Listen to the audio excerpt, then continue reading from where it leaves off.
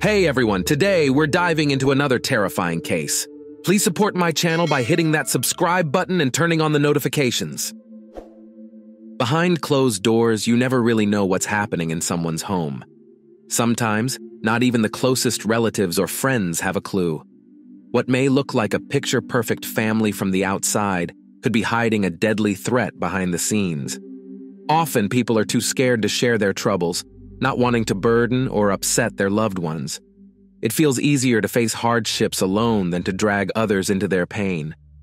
But what happens when the issue is domestic violence? What if the partner feels untouchable, already instilling fear and submission in their significant other? In situations like this, victims often find themselves equally afraid of the physical abuse as they are of their partner leaving. The story of Yulia Fairman shocked the entire city of Samara in January 2013 when a well-known young businessman brutally took the life of his wife and tried to make it look like a suicide.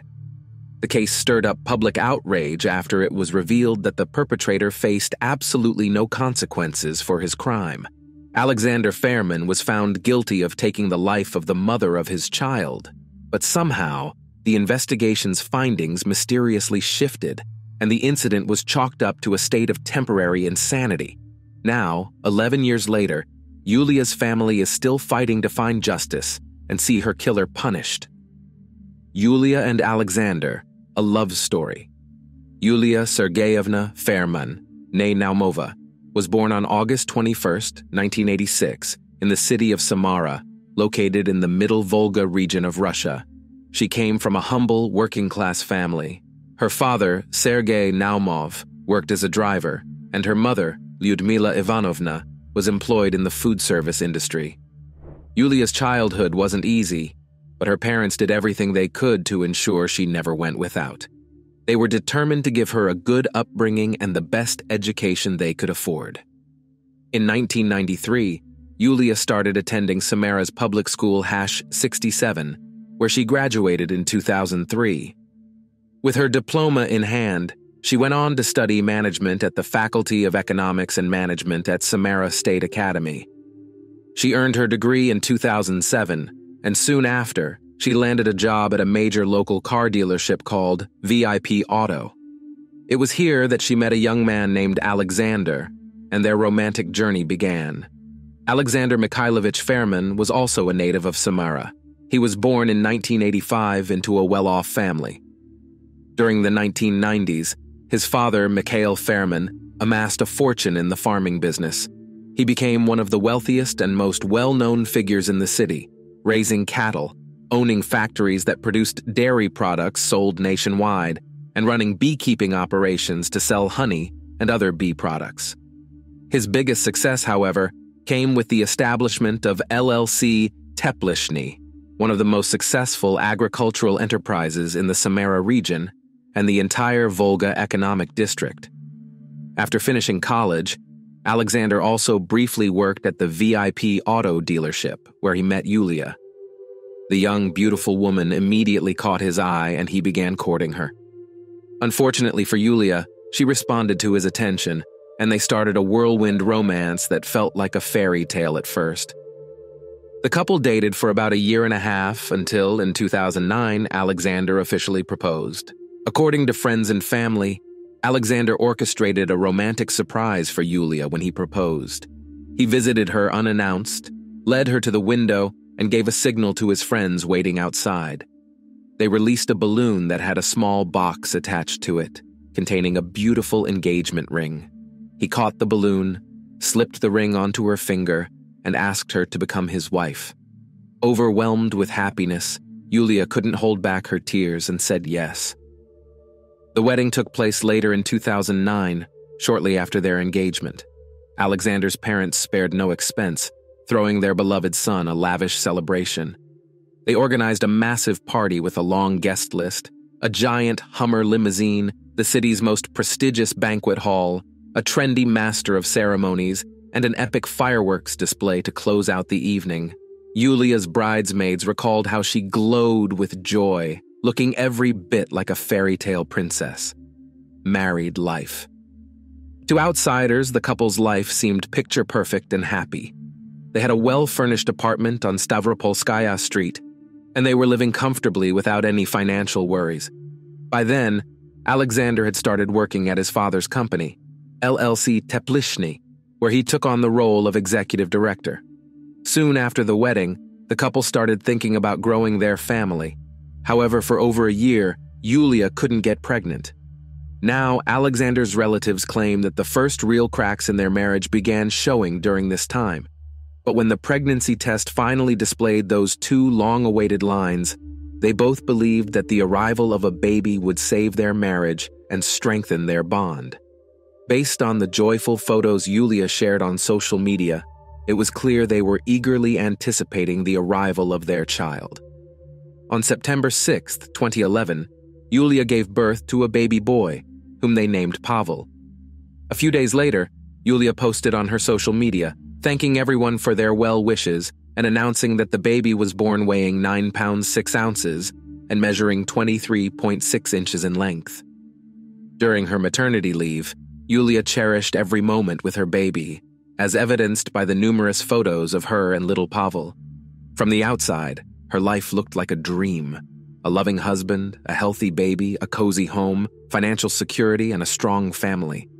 Many of her friends envied her, but everything came crashing down in an instant, and the illusion of a perfect family vanished like smoke. The terrifying late-night call. In the early hours of January 4th, a phone call shattered the silence in the Naumov household. Half asleep, Lyudmila Ivanovna picked up the phone, not fully comprehending what was being said. It was her son-in-law Alexander on the other end, coldly informing her that Yulia was no longer alive. It felt like the ground had disappeared beneath her feet.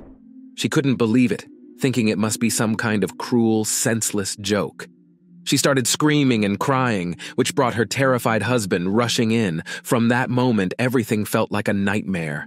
According to Lyudmila Ivanovna, she and her husband quickly threw on some clothes, rushed outside, and flagged down the first car that came by, begging the driver to take them to their daughter's apartment. Within about 15 minutes, they arrived at the building on Stavropolskaya Street, where an ambulance was already parked near one of the entrances.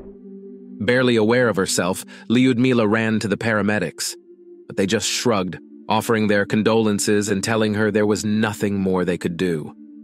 Outside stood Yulia's mother-in-law, Elena Fairman, holding little Pasha, their 1.5-year-old grandson. Desperate for answers, Lyudmila ran over to her, but all she could gather from Elena's words was that Yulia was gone. The Naumovs then made their way up to the apartment, and what they saw was horrifying. There were faint bloodstains on the floor leading to the bathroom. Inside, lying on the floor by the door, was the lifeless body of their daughter. Her hair was tangled and matted with blood, covering her face. Her mother couldn't bring herself to approach. She started to lose consciousness and had to be carried into another room. When Lyudmila Ivanovna regained some composure, her son-in-law, Alexander, came over, thrusting a phone in her face, insisting she take a look at what her daughter had done. She could barely make sense of anything around her, but he kept pushing until she finally took the phone. Struggling to focus, she read a strange farewell letter. In this message, Yulia supposedly confessed to cheating on her husband 6 months earlier and said she couldn't forgive herself. She wrote that she didn't know how she could go on if her actions destroyed her family and ruined their child's life. The odd crime scene. At first, Alexander claimed that Yulia had taken her own life. He said that she had been overwhelmed with guilt over her alleged affair, and it consumed her to the point that she couldn't cope anymore. According to him, she had acted strangely that evening. They argued, and afterward, Yulia went into the bathroom. After some time, he noticed she'd been in there too long. When she didn't respond to his knocks, he opened the door to find her hanging from the doorknob, a hairdryer cord wrapped around her neck. He claims he tried to revive her by performing CPR, but when he realized there was nothing he could do, he called emergency services and his parents to help with the child. Only after paramedics confirmed that Yulia was gone did Alexander call his mother-in-law to inform her of what had happened. He remained in the apartment the whole time, interacting with the medical personnel and law enforcement who arrived on the scene. However, Alexander didn't behave like a grieving widower. He seemed disturbingly calm, but once Lyudmila Ivanovna arrived, he grew visibly irritated. He showed no sympathy for her. In fact, he seemed intent on making her pain even worse. Yet what truly caught the investigators' attention wasn't Alexander's odd behavior, but the state of Yulia's body. Forensic experts discovered 2 ligature marks on her neck. One was very pronounced, suggesting she had been strangled. The second mark, faint and at a different angle, indicated hanging, but seemed to have appeared after she had already died. Additionally, there were numerous other injuries on her body in various stages of healing, but more on that later. Another curious detail. Upon discovering his wife's body, Alexander's first call was not to the emergency services, but to his parents and a relative who worked at the hospital. They arrived at the scene even before the paramedics did. What was wrong with the farewell message? When her son-in-law first showed Lyudmila Ivanovna the message on her daughter's phone, she was in a state of shock, barely processing anything after losing her daughter. From the start, she doubted that her daughter had written that message, and she had good reasons to think so. First, Yulia had never sent her mother a text message before, knowing that due to her poor eyesight, her mom didn't read texts at all. Second, Yulia never addressed her mother in the way the farewell note did. Third, Lyudmila was absolutely certain that her daughter would never leave her child behind. Her whole life revolved around him. Moreover, experts determined that the message was sent after Yulia's heart had already stopped beating.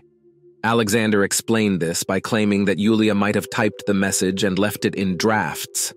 And when he was trying to call for medical help, he accidentally sent his wife's final message to her mother without realizing how it happened. Additionally, Yulia's phone revealed a chat with a close friend, where she confided about problems in her marriage and her husband's violent behavior. Although she didn't go into much detail, it was clear she was afraid of Alexander. In one of her last messages, Yulia wrote that she would stay strong for her son, as she couldn't leave him and absolutely couldn't afford to die. The initial theory. After examining Yulia's body and the crime scene, investigators concluded that this wasn't a case of suicide, but a crime that had been poorly staged to look like one. Alexander immediately became the prime suspect, was taken into custody, and sent to a detention center while the investigation unfolded. At first, Alexander continued to insist that his wife had taken her own life.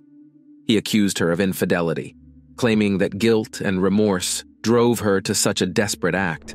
However, the forensic report clearly indicated that Yulia had been violently killed. According to the preliminary theory, on the evening of January 3rd, the couple got into a heated argument over a trivial matter. During the altercation, Alexander beat and strangled his wife, then tried to stage her death as a suicide.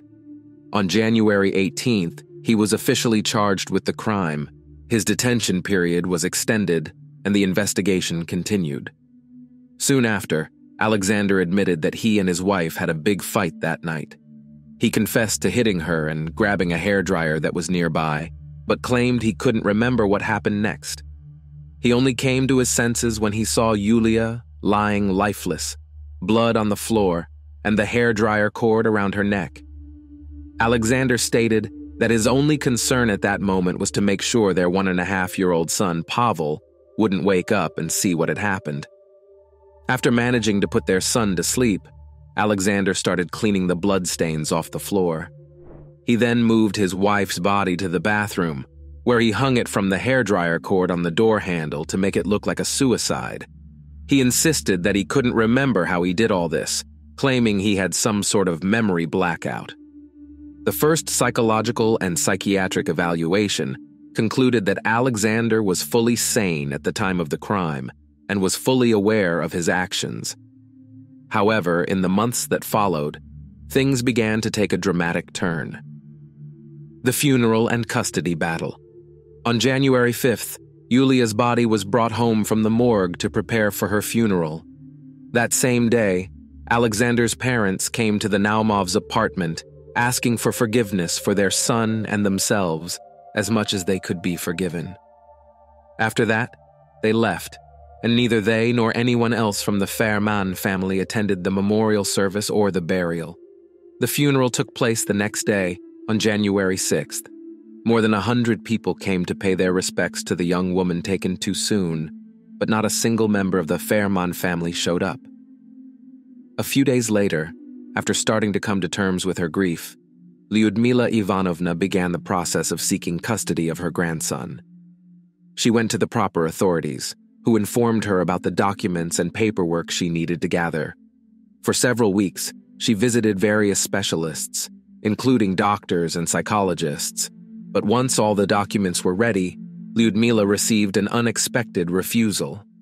The child welfare authorities decided to leave little Pasha with his paternal grandparents because they were wealthy and could provide a more comfortable lifestyle for him.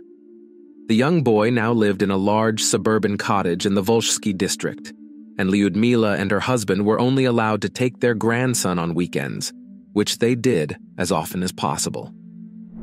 So, who was really cheating? That farewell message found on Yulia's phone was written and sent by her husband, the killer, as noted earlier, after she had already died. Despite Alexander denying this repeatedly, there was no doubt about it. He simply made up a fictional lover to frame the tragedy as the consequence of a guilty, unfaithful wife's remorse. He created and typed the text on the fly. A thorough investigation and witness interviews revealed that Yulia had no and couldn't have had any affairs. After giving birth to her son, she devoted herself entirely to him, spending every moment by his side and hardly ever leaving him. She was even willing to endure the beatings from her abusive husband just to keep the family together, hoping that things would eventually get better for little Pasha's sake.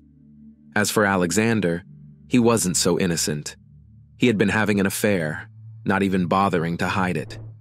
He was seen multiple times with a young woman who lived nearby, and their relationship was clearly more than just friendly or neighborly.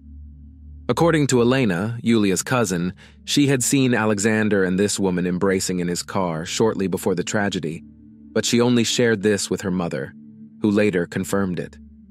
On New Year's Eve, Alexander started an argument with his wife, then left to celebrate the holiday with friends. And the same woman, Yulia, not wanting to upset her parents, kept this to herself but confided in her best friend, someone she could always trust. The new evaluation changed everything. A second psychological evaluation conducted in May 2013 suddenly concluded that Alexander was in a state of temporary insanity when he committed the crime against his wife. As a result, the charge of murder, which carried a sentence of up to 15 years in prison, was reclassified to a crime committed in a state of temporary insanity, instantly reducing the potential sentence to just 3 years. For some reason, nobody seemed bothered by the fact that, after killing his wife, Alexander had gone to great lengths to stage her death as a suicide, which is not typical behavior for someone in a state of temporary insanity. He washed the floor to hide evidence of the beating and even sent a fake farewell message to Yulia's mother, pretending it was from her. The lawyer's moves and the custody battle. Alexander's lawyer immediately pushed to change the conditions of his client's detention, and by the end of May, Alexander was released under a travel restriction order. Essentially, this meant he was free to walk around and continue his life while awaiting trial. Yulia's parents were devastated by this decision and appealed to the prosecutor's office demanding a third psychological evaluation. This time, specialists from the Serbsky State Research Center for Social and Forensic Psychiatry in Moscow were brought in, and it took about 3 months to get the results. However, the psychiatrists only reaffirmed that the accused had acted in a state of temporary insanity. As for the original evaluation, which indicated that Alexander had been fully aware and had intentionally tried to cover up the crime, it was claimed that the specialists had simply made an error, misinterpreting the accused's actions and behavior. Meanwhile, Alexander repeatedly changed his statements, describing his condition that night in a way that sounded straight out of a textbook definition of temporary insanity. The trial begins. The first hearing in the Fairmont case took place on January 22, 2014, at the Kirovsky District Court in Samara. According to Alexander, the problems in their relationship began even before the wedding, when they moved in together. He claimed that Yulia had a sense of entitlement and high expectations, demanding only the best. He said that the extravagant wedding, the expensive limousine, and all the luxuries were her whims, which he and his parents catered to. Alexander said that after the wedding, he and Yulia tried unsuccessfully for over a year to conceive a child, which worsened their relationship. And Yulia even started talking about divorce. When their son Pavel was finally born, things didn't improve. The defendant claimed that his wife was completely consumed by the baby and had no interest in him, caring only about his paycheck. Alexander's parents backed up his claims, accusing their daughter-in-law of being greedy and materialistic. Alexander described a stifling atmosphere at home that kept escalating, saying that his once-beloved wife had grown distant and he had no one to talk to about it. On the night in question, the young businessman said he and his wife had another huge fight, during which she brought up divorce again. According to him, she started yelling that she would take their son and prevent him from seeing the boy. At this point, Alexander claimed he felt his mouth go dry, his ears started ringing, and then he blacked out. When he came to, Yulia was already dead. He admitted that he carried her body to the bathroom and cleaned the blood off the floor to avoid scaring their son, but he didn't explain why he decided to stage her death as a suicide.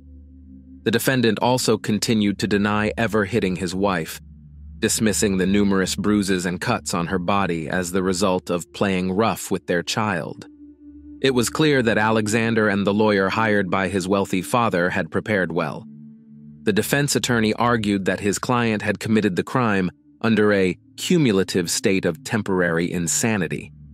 This meant that Yulia had allegedly insulted, humiliated, and oppressed him for a long period, creating a state of constant psychological tension. In other words, they were essentially blaming the victim for her own tragic fate. Initially, the prosecutor sought an 8-year sentence for intentional manslaughter. However, the seasoned defense attorney quickly managed to get the charge downgraded back to a crime committed in a state of temporary insanity, reducing Alexander's maximum possible sentence to just 3 years in a penal colony. A slap on the wrist for a killer. Throughout the trial, there were several odd occurrences. First, the forensic psychologist from the original panel, who had concluded that the defendant acted intentionally and was fully sane, suddenly vanished and never reappeared in court. Then, any mention of the bruises and cuts on the victim's body seemed to disappear, as if they had never existed or were somehow deemed irrelevant. Meanwhile, the victim herself was increasingly portrayed in a negative light at every hearing. On August 8, 2014, Alexander Mikhailovich Fairman was found guilty of a crime committed in a state of temporary insanity and was sentenced to just 2.5 years of probation. In other words, he didn't serve any jail time. He went back home, with his only punishment being the requirement to regularly check in with the Federal Penal Service and pay 1 million rubles in moral damages to Yulia's parents, despite the prosecution originally seeking 3 times that amount. The court took into account Alexander's supposed remorse, including the fact that he had apologized to his in-laws and that he had a young son to support. However, the Naumovs immediately announced their intention to appeal the sentence, even aiming to take it to the Supreme Court. Nevertheless, their appeals were dismissed. Their attempt to challenge the verdict at the Samara Regional Court's cassation instance was also unsuccessful. The sentence remained unchanged. Lyudmila Ivanovna pointed out that the Russian criminal code provides a harsher punishment, including actual prison time for animal cruelty. The grieving mother couldn't understand why her daughter's life was valued even less than that of a stray dog, and she continues to hope for justice. Over 11 years have passed since the tragedy, yet the case remains stagnant. According to Fairman's lawyer, Galina Kislyakova, there was never any evidence that the crime was premeditated, and therefore the court's verdict stands.